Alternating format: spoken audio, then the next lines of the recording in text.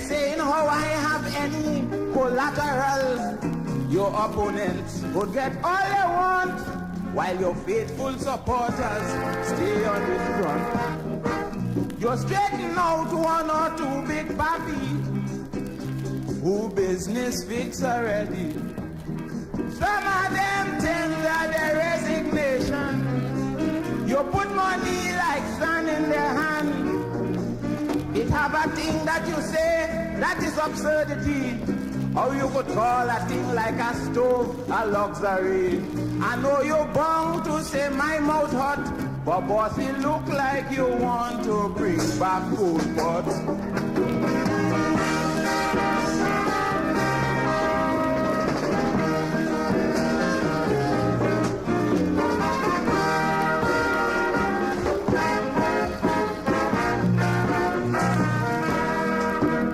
Very slowly, you're killing me softly. So crude. Yes, indeed, of course, a pleasant good night to all and sundry, East, West, North, South, Central, our friends in Tobago and wherever you are, streaming on the World Wide Web. Pleasant good night. Sorry about the tardiness, but it was due to circumstances beyond my control. In fact, I had a very interesting conversation with a journalist, and they called just before I started. I had to, in fact, preempt that discussion and tell them I have a program now, and therefore, of course, I'll have to go in. But of course, it has to do, of course, with some of the troubling issues in the society and solutions, of course, to address it. How we do it? Well, of course, it requires, of course, a collective effort. But of course, what I like to describe as, of course, social re-engineering. We will talk a little more about that. Having been motivated and been engaged, of course, as I was just a couple of moments ago or minutes ago. Yes, indeed. Yes, this is the Wednesday edition of the Corridor. Yes, let me make sure. Yes, the Wednesday edition of the Corridor Transformation. Don't forget, of course, we have that pre-budget consultation on Sunday from 10 to 6 o'clock at the Queen's Park, Savannah. Very important pre-budget consultation. Very, very, very important, so that you make your input. And as I said, of course, that's a classic case of how true democracy, where people make their direct input to the decision makers, so that we can, of course, have a better society, because everyone, as far as is possible, would make their contribution. Of course, it doesn't take away the reality of representative politics, which means that one person goes into the parliament to represent, of course, a certain constituency. 41 of them represented all of the concerns, but we know that that is ineffective, that is insufficient, and thus, of course, the call for constitutional change and adjustment and amendments. Of course, that is a subject we will deal with by itself. But the conversation that I just had, I think I should continue with it, because I think it is important. And it was about, of course, URP, and of course, to a lesser degree, CPEP. As far as I'm concerned, the CPEP issue has been put to rest by the fact that it was discovered that there was no cabinet note giving authority to CPEP to do what? To expand the contractual period to 2029. What has happened there, unfortunately, is that those who were pursuing that because they have a sudden love for the workers, it turns out now that they have opened a can of worms. Let me repeat. It turns out that they have opened a can of worms, and that has been stereotypical of the PNM since Rowley came in. And one would say that it is nestled in maybe poetic justice, maybe in divine intervention, and the intervention here in the sense that punishment, because of course we must recognize how Rowley and the PNM came into office. They came into office by a lie. And I noticed, of course, that today in a press conference, Gonzal has taken up that refrain, saying, of course, that the present government came into office with a lie. But of course, cannot tell us what that lie is. And when, of course, he is making exemplification of lies, he then, of course, nitpick and give us simplistic as exemplification of that lie. Of course, it's only in his mind that is something that is monumental. But I always like to call these kinds of situations storm in teacup. Nothing different, of course, to the storm in the teacup with respect to Rishmi. Nothing different to the storm in the teacup with Section 34. Why are they storm in teacup? Because they were easily remedied. It didn't cost the country anything. But when in practice, of course, the emails, but that cannot be considered to be a storm in a teacup because it had definite and significant repercussions.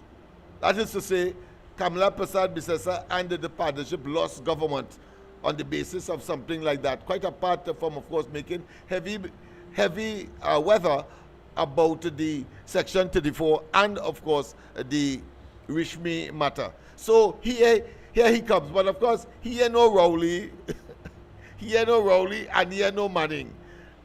And, of course, one could say that he is a nobody in the present circumstance. But because, of course, and no problem, because this is a democracy and the media will, of course, pay some attention, well, they have a duty, of course, to report. And they report to us. But of course, at the end of the day, anybody with a modicum of common sense and understanding as to what is happening and what the intention are, you realize, of course, that Israeli exercises in futility. And in the case of CPEP, well, I want to tell you that, of course, it was learned that there was no cabinet approval. What does that mean? It means, therefore, Anand Rablogan and his team went to the parliament on behalf of CPEP and asked for the striking out or for the dismissal or for the non. In fact, they went as far as to say that the court didn't have any jurisdiction to listen to either a motion that was put into the court for what? For an injunction, and to, of course, pursue the course or the discussion or the adjudication on the, or adduce or accept evidence on the basis of breach of contract. None of them moved. Why? But I said that on the ground report this morning, and I've always said it, of course, prior, that there is this famous case called the Highwayman's case, where two culprits robbed and so on, but they had an agreement to share the spoils half-half.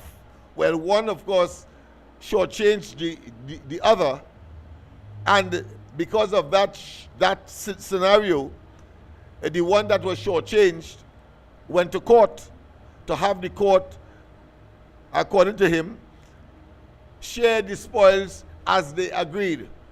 Well, at the end of the day, the court jailed them, jailed the lawyer that brought the matter, because you cannot use the court to settle matters that is of a criminal nature or of a dishonest or dishonorable nature. Yes, ex turpi causa non oritur actio. That is the principle, ex turpi causa non oritur actio, meaning that no action on the basis of a dishonesty can arise before the courts in this jurisdiction or in the British law. So let us not waste time, or the English law. So let us not waste time. So they find themselves now. I talk about Marcel, of course, because I think he is part of the legal team, and I think Lala as well. So they find themselves in a sort of, not even a catch-22, because do of your damn or do. They can't do at all. So therefore, the courts really have no choice but to withdraw that situation, because the entire exercise is based on what? On an illegal act. And of course, inside of CPEP itself, the the position of the CEO and the former board is that somebody told them that it was cabinet approval that caused them to be able to give these people an extension of their contracts. But the secretary of the cabinet and the relevant permanent secretaries say they know nothing about that. Know nothing about that. So they spit in the sky and it fall in the face. So they have to save face now. So what they do, they come, of course, today in a press conference, and of course, like the typical toddler who is fixated on touching a hot kettle, a steaming hot kettle, fixated. Well, that is what Gonzalez seemed to be today. I think he is what, chairman now of the party, some executive position. So they are really in a quagmire. They are in a shambolic situation, and therefore, of course, they will not stop. They will look for other, of course, frivolous matters. But at the same time, it is like spitting in the sky and it falling in their respective faces. I want to tell, of course, the lines are open. Sorry about that for the tardiness, but I thought it was important because the topic was the whole question of violence, gang-oriented warfare in related to URP in particular. So I thought it was important, of course, to I shouldn't say entertain, that might sound too frivolous, but certainly to accept and to answer the questions of the journalists just before, of course, I went, just before I had cause to come in onto the program. Let's go to the lines. A pleasant good night. Welcome to the corridor. Pleasant good night, Lennox. Night to you as well. Everybody out here. Yes. Lennox, they're getting a lot of spit in their face.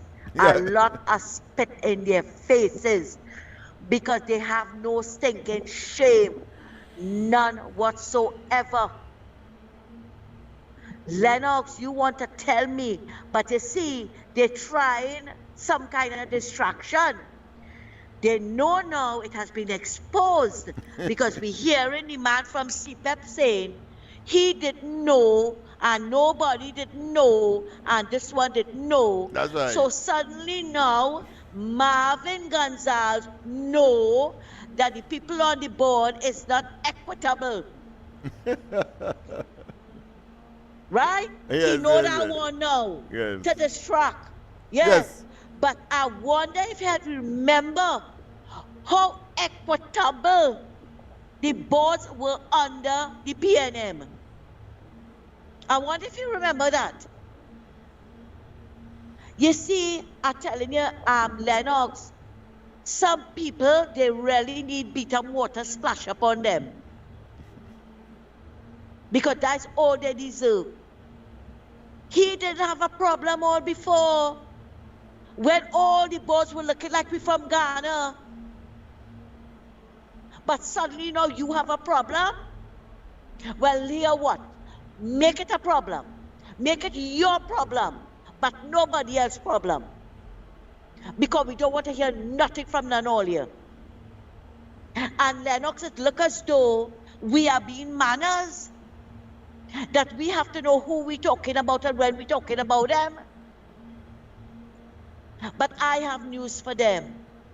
You put yourself in the political guile, you will get some stick fighting.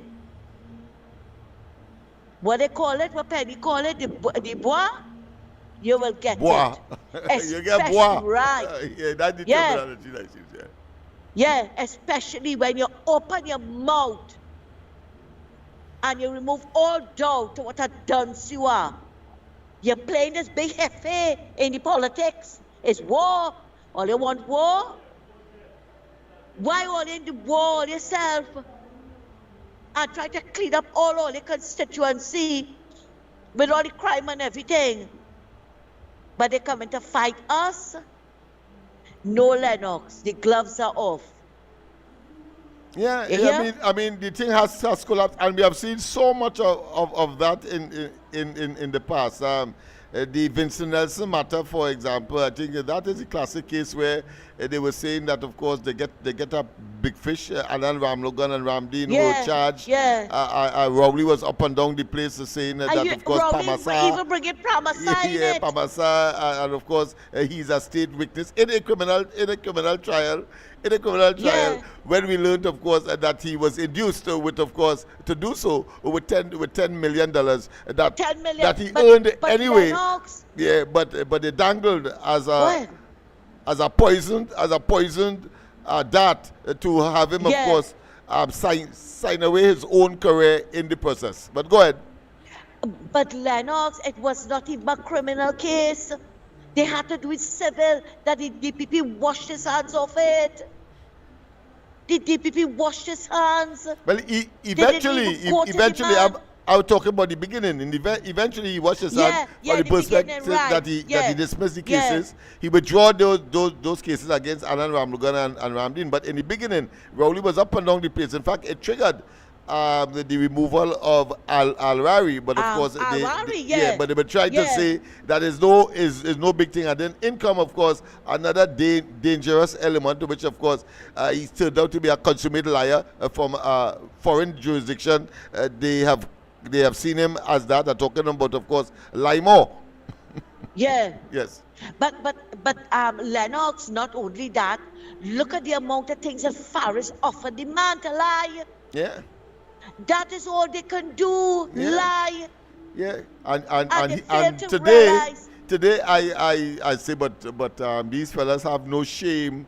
They have no ethics. They have no morals. Situational ethics have gone out the door all the time. Imagine making the claim that the present government came into office in lies and want to stay in office with lies. Yeah.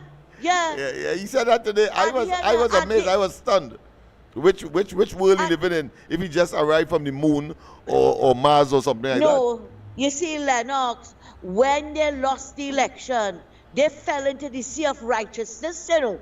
They got the heroes. They became saints. They didn't know the wrong that they were doing to the country. They didn't know about vindictive and callous and evil government. When they were taking away a $500 food card from the disabled people, calling them needy and greedy, they didn't know about that. But when they are in opposition, they know, they have empathy, they have sympathy for the citizens of this country to fight down the sitting government. But Lennox, let me tell you something, We know.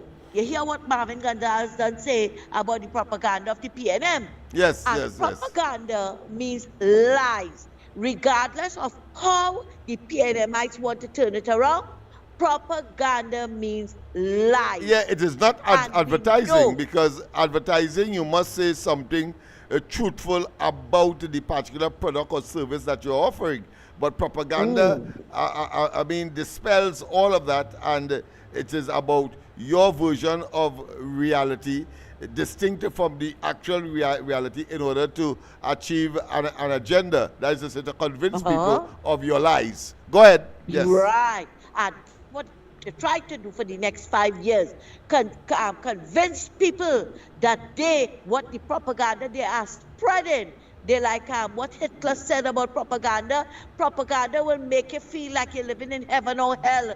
You understand? Depending on who telling you about it, right? And that is what they intend to do to the people of this country. Oh yes. And because all what the goodness that the government is doing for the people, that bunch of brigands, going to make the people feel that they're living in hell, when it's not so. And we are the ones, Lennox, regardless of the beating that we know we are going to get. We know we are going to get it. And we are prepared for it. And we are prepared to push back. And they want war, is war they're going to get.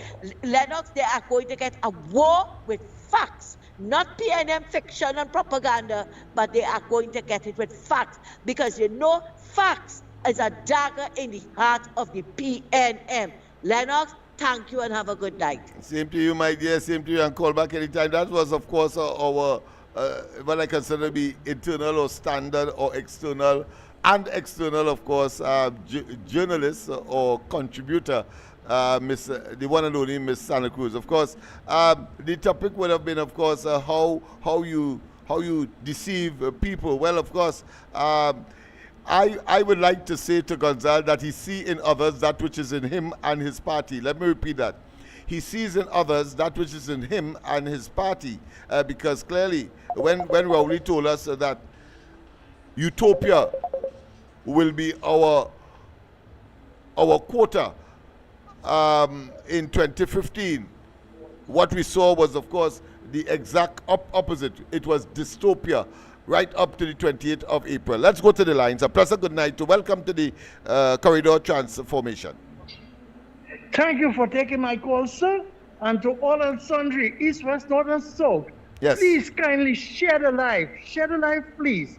And we are asking for 40,000 to bring this network up to the required measurement. And any small kakada or any small finances and red ants you have, you can drop it out by George Street for Uncle Lennox. We need both the finance, the cash, or a check. So, Uncle Lennox, a pleasant good night to you. So here we're going on now. Same to you, my friend. Same to you. Go ahead. Last night I buffed you. Yes, you did. And because I tell you, you could have called them fellas and them. You could have called Awari. You could have called Larry Lala and Keith Scotland and Carrie Marcel, and give them a little free advice in your office. Yeah. They really deserve that, boy. Oh gosh, they can lose, and spectacularly so, and also foolishly so, because as I say, they spit in the sky, it fall in the face, and that is the only most what I consider to be accurate conclusion one could draw, having regard to all of the things that they would have done on this CPEP matter. Go ahead. Uncle Lennox, they say, what, the spit? Yeah, No. Uncle Lennox is misquoting again. Uncle Lennox, that's because it might have children listening, and for the education and standard this program have. They're urinating towards the wind. Towards the wind, they're urinating. And they say rain falling by. I hear you. All of that, I would concur. All of that, yes. No, that is the right way to describe them. That 15 of them. Because that's what they're doing. And if they're doing it to the world they win, they're dropping it in their shoes. Because they had an understanding. Because they don't understand. No, look at it, Uncle Lennox. The PNM model is that the permanent secretary, the board of them is independent, right? And the board's supposed to make the decision, no political interference. But you hear now, you didn't get amnesia. They didn't know, I didn't know. But I did tell them, when all they bring all the case, I help it all to finance it. And if all they will make jail. But here what's going on, I call it for jail time, you know. You see that whole board? They had to answer in front of the police and the front squad, answer question. They can put up a smoke screen. I call it from Delhi Road, Faizabad. So tell first Marvin Gonzal, I call it from Delhi, right? Yeah. And the next call you'll get is from Calcutta, because here what's going on. All they can put all the race, all the discrimination, and all they had the African people like political football. And Gaspidoli, you're like in the red couch missing, or either something from Rowley, you're missing, like you can't watch him in the eye again. Because here what's going on. My political leader, SC and Prime Minister of this republic, say that children will get a book grant and to buy a book to help out. And they're going to start it. They're looking for the approval, right? So all I can say, send all of them, send all the CPEP workers in the ministry. But I like what you said, that they have to fill out a form and they have to come home and look for them and visit. At least you didn't say they had to go through a means test. So that's the only good thing, right? And if the social ministry could finish 1,000 NIS application over a weekend, I think my political leader and our party, my party, which I'm proud of, right, will deliver for people. But here we're going on. While all that is happening, I want to know $1.6 billion and them extension, Faris, I call it your name, you know. I only hope you're going back to the Middle East to be the seventh descendant of the Holy Prophet Muhammad, you know. Peace be unto him, you know. Because remember, you're the seventh descendant of that prophet. You say, you know. So I only hope you run back in the Middle East, you know. Right? Stay right here and answer your question. Or answer them question. And Uncle Lennox, I know I won't be too long like last night because I'm mad tonight. I want to ask you, right? Check the allocation for URP for the year. How much the government is allocate for URP, and see how much the thief out, because now it's not alleged again, it's thief the thief it out by the windows, friends, family, and well-wishers. People, and see how much poor people, the vulnerable, miss out on that opportunity, you know? Because how much money the URP does get for the year? Over $300 million, you know? And you seeing it's over $100 and something million misappropriated, you know? So what Karim and I'm talking about, and here we're going on. This one, Karim, is for all you. The election is called for August the 17th, right? This year, 2025, the election day is for the internal, for our leadership, and I will be supporting my political leader, Ms. Kamala Prasad Bisesa, SC, for leader. And Uncle Lennox, I would like to thank you, right? And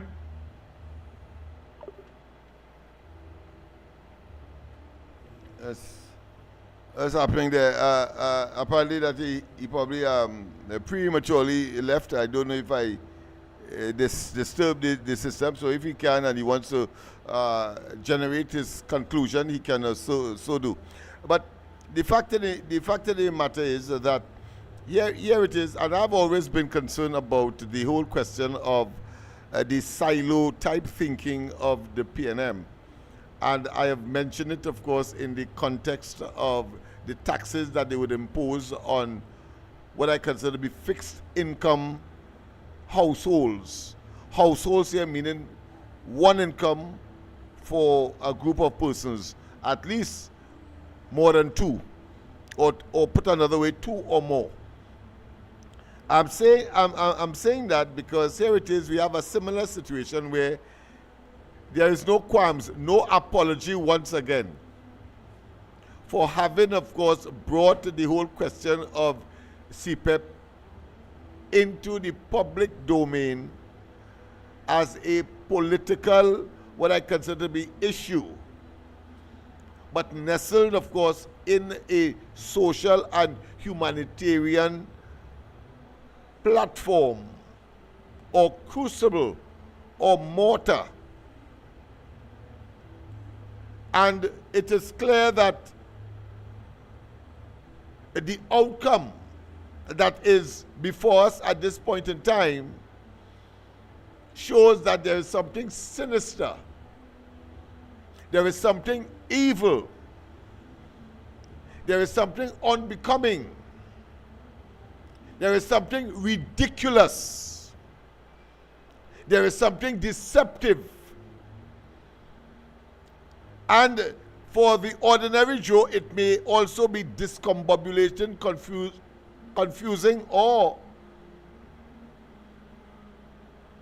simply a case where people are talking for talking's sake because they are looking for relevance. The latter three, I think, is most despicable because really and truly it doesn't advance the discussion. It doesn't advance Trinidad and Tobago. And remember,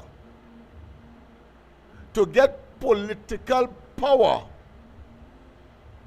to me, is a sacred thing. To be given political power is the ultimate in the ability of a country to choose who their leaders will be, and to take your leadership, having been given in such circumstance, because there is the saying, the voice of the people is the voice of God. Vox populi, vox Dei. The popular extrapolation of that is that the people would have given you the right to be where you are and to manage their affairs for a period of 5 years in this particular case, and to disappoint so what I consider to be dramatically is a necessity, or put another way, it results in a necessity to really examine that, re-examine that arrangement. Constitutional reform I'm talking about here. Because how Gonzalez could come before us? He knows very well that the CPEP matter has come to a screeching conclusion. Not in their favor, not in their favor, not in the interest of the contractors that we said we have to isolate and draw a relationship between the politician who claiming to love that 10,000 people, because it has nothing to do with the 10,000, we told you so. But it was about a conspiracy between the contractors and the politician to try to, of course, project a national discourse to benefit ostensibly the workers, but it was based on a failed, or should I say, a poison premise. A poison premise. Because it was never about concern for those workers. And have the audacity, the temerity, the gall, and the effrontery. I'm talking about Gonzalez and, of course, the others, Penalgu, Beckers, and they, wanting us to forget what they did when they got into office, whether it be CPEP, and then telling us that people had stayed on when they came in for the extension of their contract, etc. It's irrelevant as far as I'm concerned. Because what you did, you created a situation, whether at the level of the cabinet, now that we know it is not so, or at the level of the board, or some mischievous person who needs to be visited by the investigative unit of the police. The fact of the matter is that you went to court believing that the government did in fact extend it to 2029. People who would have already served 6 years in the program, a program that was supposed to be a graduated one after 3 years. You graduate out of it. You transfer out of it. You emerge out of it. You transcend out of it. Yeah. 3 years. And by that time, it was expected, from my understanding of the program, I don't have to look at the documentation again. Because you see, I was offered a directorship on CPEP when Manning had proposed it to the population, and it was not yet consummated in law. He offered me, and of course we had a brief discussion on the matter, and he told me what the idea was all about. Focus, of course, on the environment, having regard, of course, to the national or the international concern about our planet and the direction it is going, pollution of all kinds, whether it's water pollution, air pollution, noise pollution, as the case may be.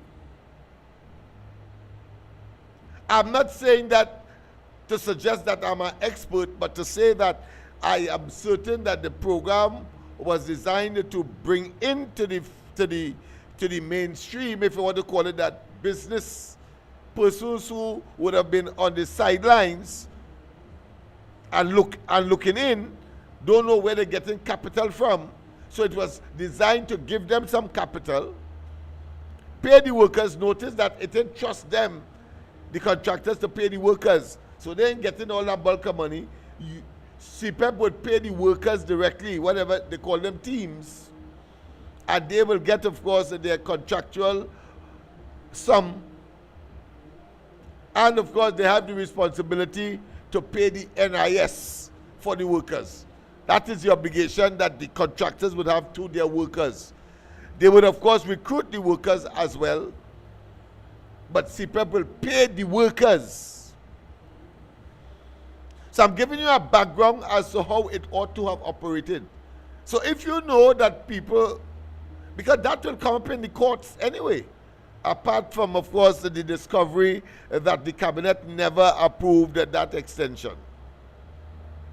But what they would have effectively done is open a can of worms and detriment even the contractors, because the contractors, even if normally their contract would have up, the existing 3-year contract would have up, I think in next year, they now have nothing to stand on. I cannot see a court not scrapping the entire arrangement. Because I'm sure that Anand Ramlogan, they would say that these 6-year people looking for a ninth year cycle period of 3 years, because it's 3, 6, 9, 3-year period. People who are supposed to get just 3 years. So the court will your common sense will tell you what the court will say. So the entire thing has collapsed. So what they have done, they have gone off, of course, as Mr. Saliku said, to something else. But I was making the point about the utopia that Raouli said, and this Gonzalez fellow who, of course, has gone on now to lies.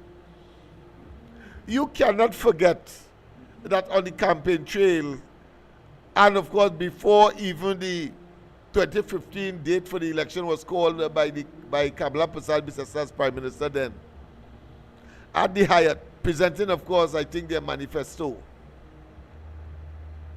Or the date for the election might have been called. I can't, don't hold me to that specificity.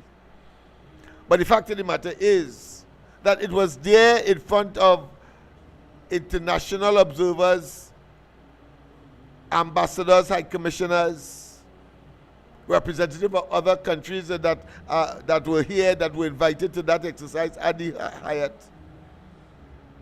Rowley and Imbert said in no uncertain terms that they will not interfere with, of course, property tax. Property tax was a dastard act. It was not good. And he, Rowley, was on record in 2008 to 2009 attacking Manning for the introduction of property tax. Then he went on, of course, to say that they will not interfere with the subsidies, which, of course, prevents the ordinary consumer of gasoline and other such hydrocarbon products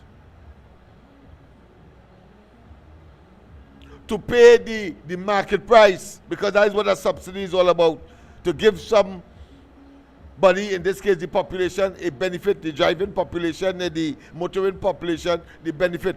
So it will find itself, of course, in less payment of the individual consumers, whether it be taxi drivers, the bus drivers, truck drivers, etc., at the pump. And that is expected, of course, to benefit the users of these transportation methods. So that is why the ordinary person taking a taxi, the fare will remain less, because the price of operating the vehicle that take them to and from work will be less, or they pay less. That's what we are talking about. That's what we are talking about. He said that. He said that. And we have, of course, these phantasmagorical stories that we would have been told throughout the period of the 9 years until, of course, the 28th of April this year. Whether it be, of course, the interfering with that shortlist for police commissioner. It was a lie. Rowley told us in the beginning. And when Kamala Prasad Bisesa and the UNC with their 19 seats were able to trigger impeachment proceedings of a sitting president for the first time historic.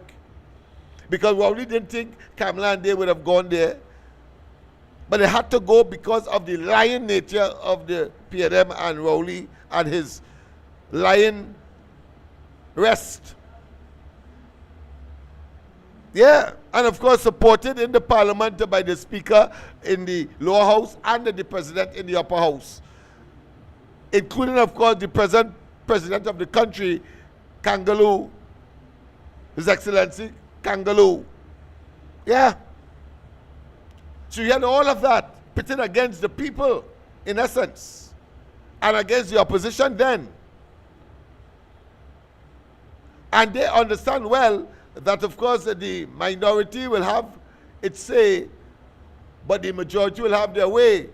But the PNM has created a situation where the minority couldn't even talk in the parliament. All you know that. And he said George was, of course, vicious in that regard. I remember when the president is telling a fellow how to talk. I talk about Annie Roberts because he's talking too hard and she has a problem with loud voices. Well, cork ears, that is how the man speaks. So she believed that that is a position to, of course, school indirectly elected parliamentarians. I say indirectly because, of course, if you are a senator, you are there at the behest of either the leader of the opposition or the prime minister. It's in that context I'm speaking. And so is as a result of all of that, built-in deceptions or built-in mechanism or built-in systems to lie and deceive, quite apart from, of course, having the traditional media to back them up, was a well-oiled, what I consider to be deceptive enterprise. You know what I say? I say it's a well-oiled, the PNM, deceptive enterprise. And Gonzalez was part of that. So he comes today and believes that since, of course, they was successful in practicing that, today, now that he is in opposition, he believes that he can engage in accusing others. That is why I said earlier, he's seeing others that which is in him. He's seeing others that which is in him under the PNM. He's seeing others that which the PNM practiced while in office between 2015 and the 28th of April this year. And we have to be discerning for the next 5 years, the next 10 years, the next 15 years, the next 20 years, as the UNC remain in office in perpetuity. The PNM does not deserve to be in office at all for the consistency of their deception. Let me repeat. For the consistency, for the idiosyncratic behavior of lies and deception manufactured off the cuff, all of them. As we saw today with Gonzalez creating a lie, the UNC said in no uncertain terms that they are opposed to what? Property tax. The PNM said too that they were opposed to property tax when in opposition. The UNC said the same thing whilst in opposition. They said it while they were in government. Twice. And on this iteration of governance, they lived up to that commitment. What is the problem? How they lie? However, Rowley said that he's opposed to property tax in opposition. No, White's in what? White's money was in government, yes. White's money was in government.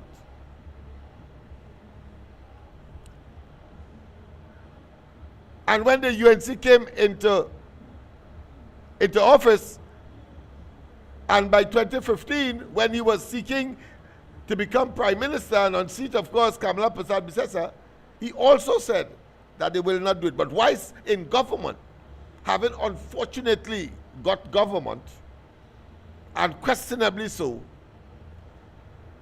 he then proceeded in the opposite and make the argument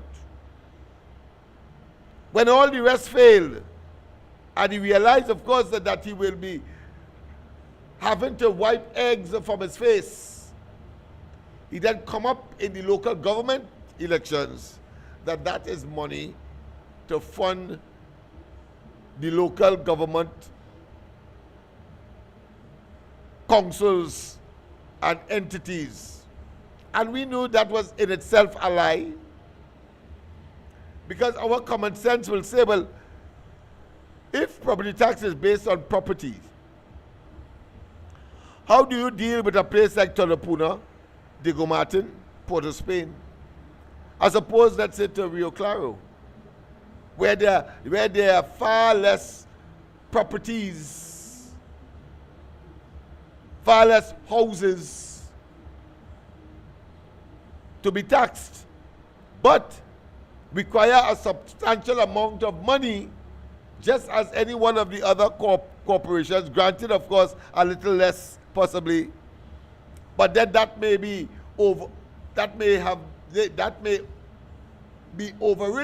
overridden, or might have been compensated by the size, the geographic size of these regional corporations. How do you reconcile that? So we know that was a disparity on the basis of equitable distribution that could not have worked. Couldn't work. But it did not take away the fact that Rowley and they said that they would not and will not engage in property tax pursuance, but they did. And inside of that, the then opposition leader, Kamala Prasad Bisesa, now Prime Minister, Honorable, she said that there was another tax that was built into that, inheritance tax. And while, of course, Rowley and they stridently said no, the fact of the matter is that when you cannot pay the property tax, it is merely a deferral. And we had, of course, Ibsbert, the then Minister of Finance, giving us a scenario saying that if you can't pay 1 year, 2 years, 3 years, 4 years, you die, that your children who would become lawyers will have to pay the arrears. That is inheritance tax. That is inheritance tax in all operation and practicality. You'll have to pay it. But of course, it was ridiculous when he said, of course, that trying to make a very, what I consider to be obnoxious scenario, a very toxic scenario, a very deceptive scenario, sound good by saying when your children become a lawyer. Well, I would have expected that if you're saying lawyer, meaning that suggesting that the people should be able to pay, I wonder why he did not say in the same breath or in parallel when they become a scavenger, when they become, of course, a janitorial office cleaner. I wonder why he didn't say that. He didn't say that clearly because it ain't go sound good, because everybody will know that they would not be able, that latter grouping will not be able to pay whatever arrears it was. That is why he said that. And that to me is the level of deception and the lies and the hoodwinking that Gonzales see and know was in fact stereotypical of the PNM, and trying to project that onto the UNC, only of course 2-point-something months in office. They are mad. They have gone mad. They have gone mad. I don't know if you can have a clinical analysis of these fellas and women to see that, having regard to what has transpired. So I thought it was important, of course, to treat with that and to let you know that we are very, very familiar. Of course, I will be going, try to keep us close still to the 9:30 closure. I see it is now what? Yes, 9:45. I don't want to go to 10 o'clock still, even though, of course, I started late. So I want to tell you, of course, I thought it was important to treat with that, but let me just, of course, I invite you to the, let's go to the lines.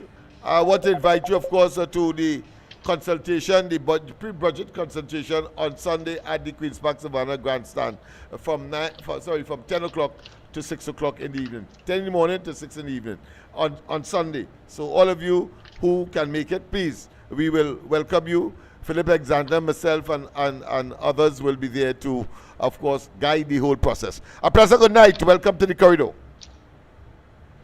Good night, Mr. Lennox. Good night to you, my friend. I just stopped and I went in the shop and get something to eat.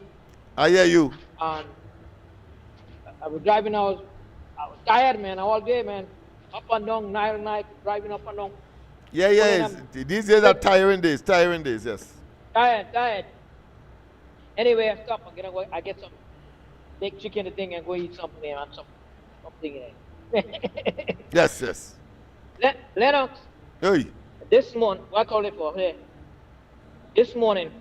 Yes. And I did send WhatsApp note to Andy, but I don't know if you played it. I did not like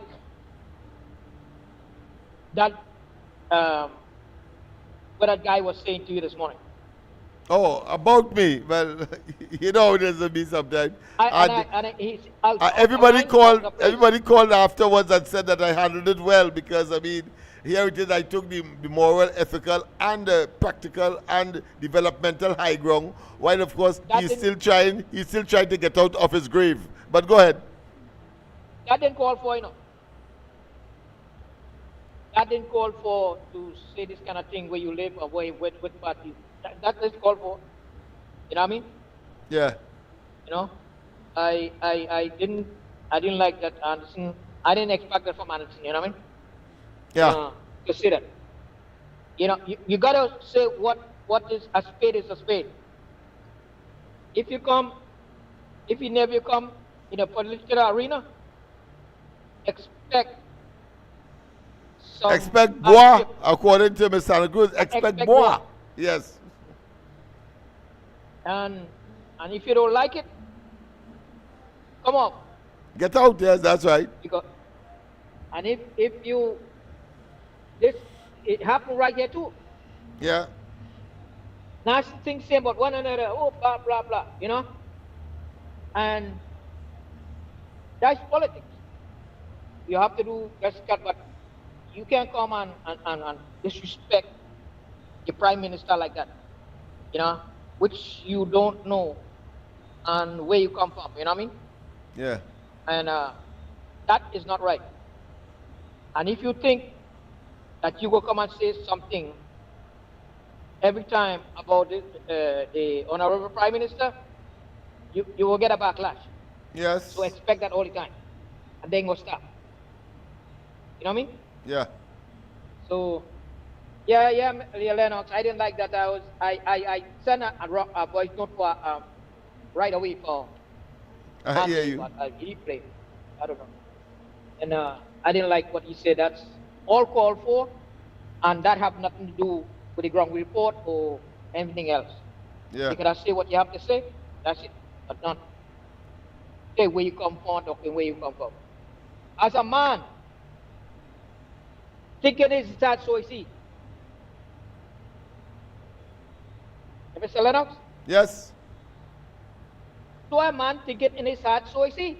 So he thinks, well, you know, human beings, you have to, I like to treat people by their works, because it is said that an ounce of action is better than a pound of talk. So your works, I think, is important, and you don't know what they think. But when they bring it out, when they manifest it, well, then you know how they're thinking. So you are so right. I don't think anybody could put it any better, and could be more accurate than what you have just said. Yes. All right, Mr. Lennox, I come late in the live, man. I just came Yes. No problem, because we will be making our departure momentarily, because I intend to, of course, go to sleep early these days. All right, finish up what you have to do, man. Yes, thank you very much. Yes, thank you very much. Thank you. People, once again, of course, we have, as I said, we have this exercise on Sunday.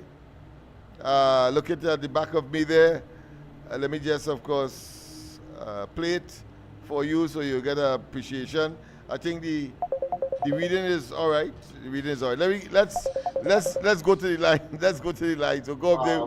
They don't want me to go to sleep tonight early. Pleasant good night. Yes, thank you very much. Yes, thank you. Pleasant good night. Once again, of course, good night, Mr. Lennox. Good night to you, my friend. In the live. Yes, man.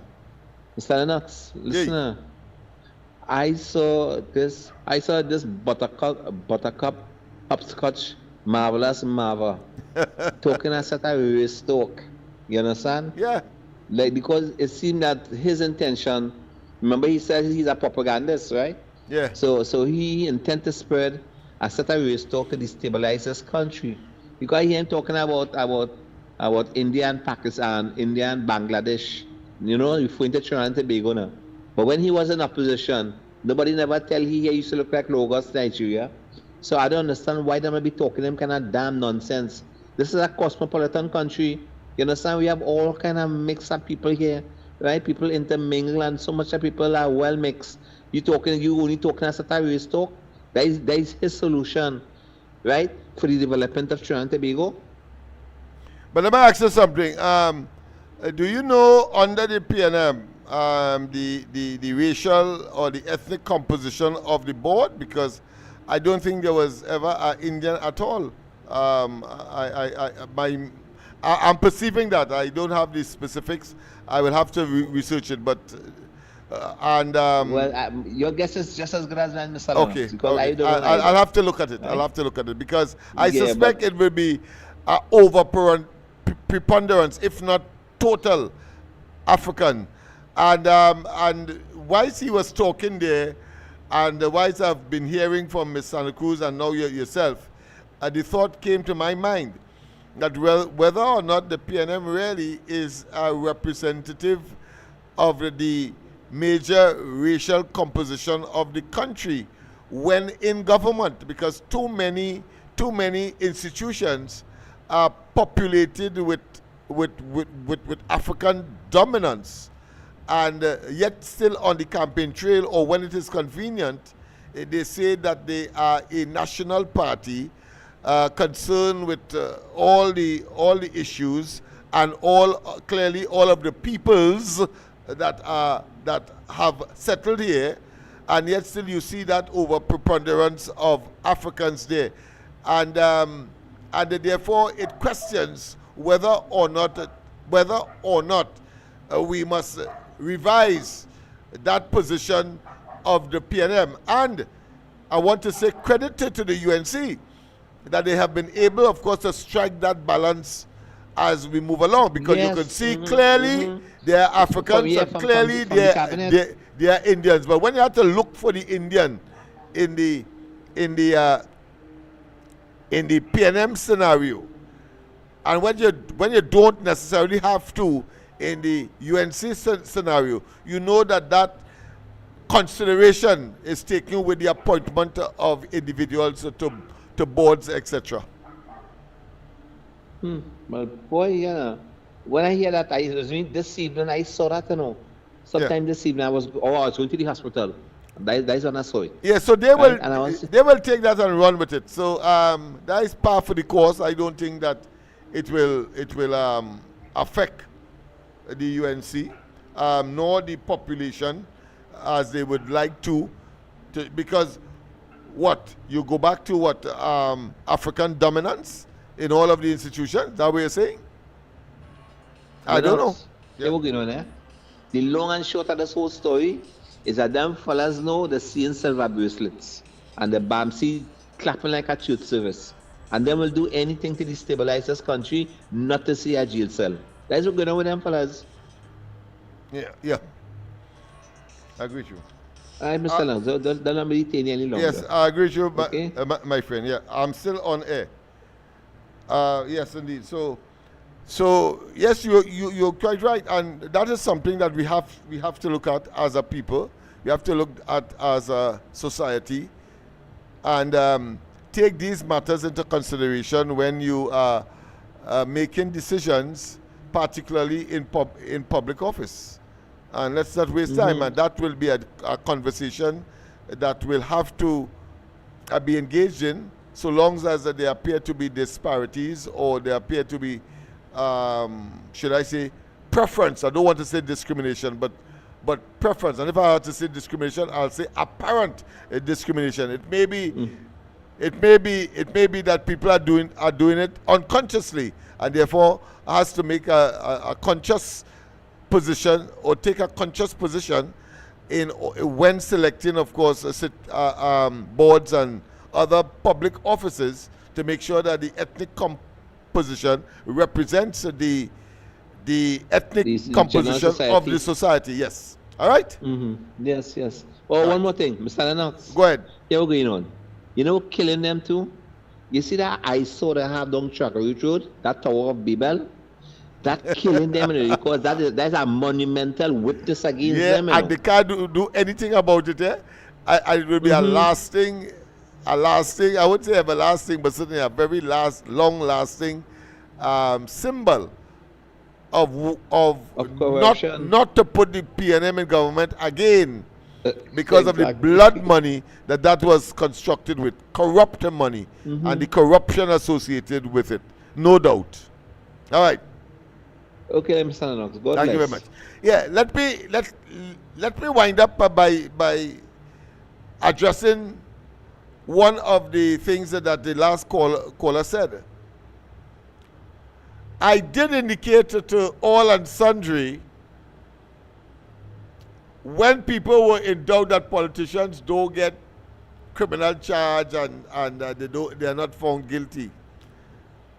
And I did say at the time, using, of course, my criminologistic cap, having a master's degree, of course, in criminology, I did say that because of the blatantness, because of the overtness, because of the conspicuous, in your face, larceny, stealing of our resources, and the misappropriation of not just policies, but the resources of the country, that they cannot escape. Whether they try to hide whatever they would have, of course, stole corruptly among friends and family and so on, and try to hide it there, the paper trail will be too glaring will be too easy to trace. And we are seeing it coming out on a daily basis now. Imagine in URP, how would you explain a school child getting a check? How would you explain that the cabinet did not give approval for those extensions of those contracts? How is it possible that nobody could be held culpable?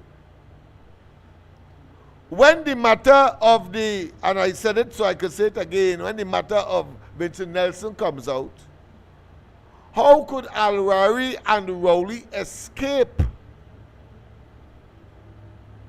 And indeed, the cabinet of the day escape culpability. Well, we have seen that they are trying, of course, to have documents disappear. We see that. Cabinet notes, etc., that will be vital, of course, will be probative evidence in a court of law. But that will not stop or cannot stop the police from laying charges against people who would have been close to and who ought to have known. So it's early days yet. The Vincent Nelson matter, and then of course the Brent Thomas matter, we have seen already got into a snag because the very people who were supposed to be responsible for that exercise, let me put it that way, that activity, that action, were left, of course, in place and had opportunities, let's not waste time, to have certain evidential material disappear. It does not mean that circumstantial evidence cannot be adduced in order to make them culpable. That is how blatant. When, of course, over 500 cases of recusal in the cabinet of the country, how are they getting away from that? For the purposes, ostensibly, of avoiding corruption, when in fact, in all practicality, that is an exercise not just in tomfoolery, but an insult our individual and collective intelligence. How the hell you can tell me that a man just had to walk out a room because his family is being considered for a big contract by the cabinet, and all the person has to do with the family, the family that's being considered, that person just walk out the cabinet room, and when that finished and they make a decision, which of course is always in the favor of the family anyway, come back in. So are you saying that the police is so dumb, investigators are so dumb that they don't know that they have to look at telephone calls, one politician or one minister to the other? They don't have to look at family calls to that particular minister, and all of that. The technology is there to make it inescapable, or to make them unable to escape culpability, and bring the damn matters to the court and let the pendulum swing where it may. Yeah. What you have to do, it is too blatant. And if only to tell every successive, including this government, that they cannot operate like that, must not operate blatantly in stealing, raiding, pillaging the treasury of the country in that way. And there are many. We just hit the tip of the iceberg with respect to CPEP and URP and so on, you know. I'm sure the Attorney General is working on Vincent Nelson, working on, of course, Brent Thomas, working on Robinson Regis, money, disappearance and reappearance. Al-Rari's, of course, ghost children. Darrell Smith and his licentious conduct. Rowley in interfering, of course, with the process of selecting a commissioner of police. And there are other, of course, very blatant issue where they abuse even the parliament. When they went to the parliament and postponed, of course, the local government elections, and the Privy Council had to say that, of course, you try to infringe on the rights of the people to choose their own representative. How dare you? And they had, of course, quickly to make remedy. And of course, I think the most recent that would be in our minds is the whole question of that debacle surrounding who? Yes. Yes. The Auditor General. Auditor General. And the Privy Council had to say why it is that the then Minister of Finance was not investigated as well. If you want to, of course, investigate the Auditor General. And they say that merely to generate a balance when in fact the Auditor General ought not to have been investigated at all because she was doing her job. And then, of course, we have the many issues relating, of course, to the central bank and matters related to our finances. So quite a lot of investigations must be pursued, but I'm sure, as I said, it is taking place quietly, and at the end of the day, heads will roll. I have no doubt in my mind. Have a wonderful rest of the night. God bless. Of course, don't forget tomorrow morning, the Ground Report, Andy, Mike, and myself, as we continue these and other programs. Of course, I want to tell the African community in particular and the poor sectors, the working class in our society, that you have a responsibility as well.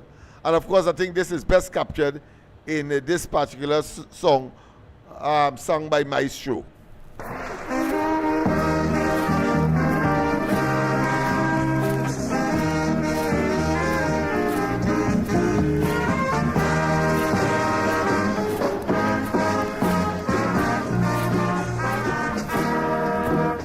Mister, it's me, your black brother. Pressure, indeed inward hunger. The people who are opposing you endlessly, them getting plenty, but you ain't care about me. With the 28% I vote, now you turn wrong and stroke a yoke on the truth. 90% of the daily buyers are of African descent. But when we buyers confront employers, we get all talk and not employment. The only time they want the naughty head fella is when I come over the counter to spend my dollar. No boss man know me and talking race. I only place in what taking place in simply.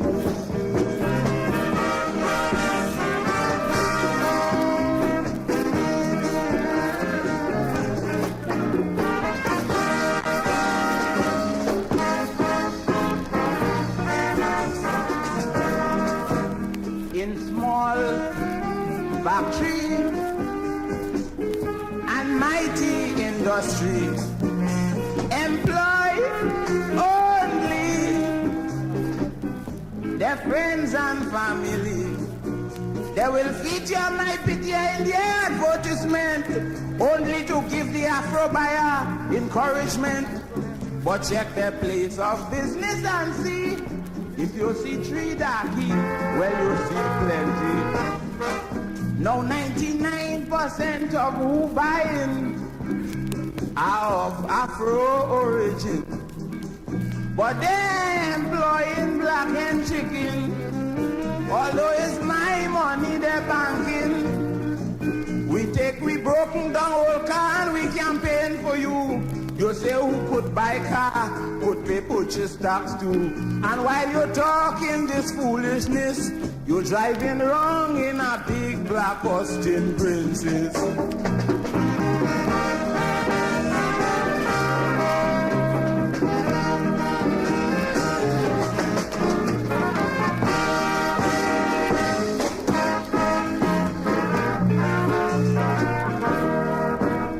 unfair. You hear? We ain't getting nowhere. I make you boss. Instead again I lost. Now the bank ain't lending me the money at all. They saying how I have any collateral. Your opponents would get all they want, while your faithful supporters stay on the front. You're straightening out one or two big papi who business fix already. Some of them tender their resignation. You put money like sand in their hand. It have a thing that you say that is absurdity. How you could call a thing like a stove a luxury. I know you're bound to say my mouth hot, but boss, it look like you want to bring back food pots.